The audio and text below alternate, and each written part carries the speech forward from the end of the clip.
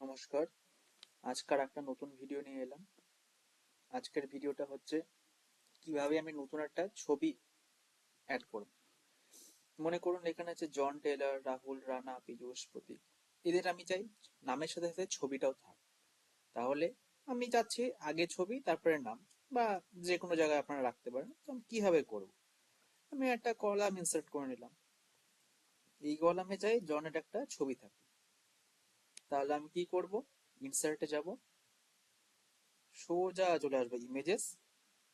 এখানে দুটো অপশন আছে, একটা ইনসার্ট ইমেজ ইন সেল আর ইনসার্ট ইমেজ ওভার সেল। প্রথমে ওভার সেলটাই করি।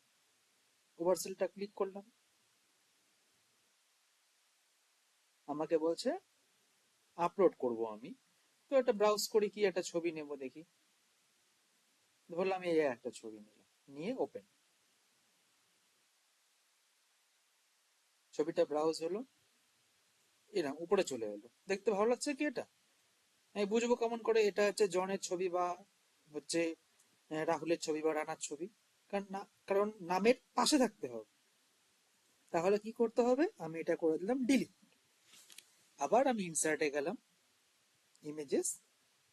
না, ফার্স্ট আমাকে সিলেক্ট করতে হবে। সিলেক্ট করলাম, insert images, insert image in cell. Click করি, ব্রাউজ করি, আবার এই ছবিটাই দিই, কারণ আমার কাছে এই কয়টা ছবি আছে।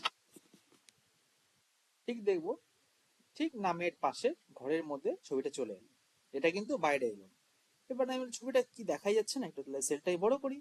ছবিটা অটোমেটিক বড় হয়ে গেল। এদিকেও বড় করি, ছবিটা আরো বড় হয়ে গেল। তাই না?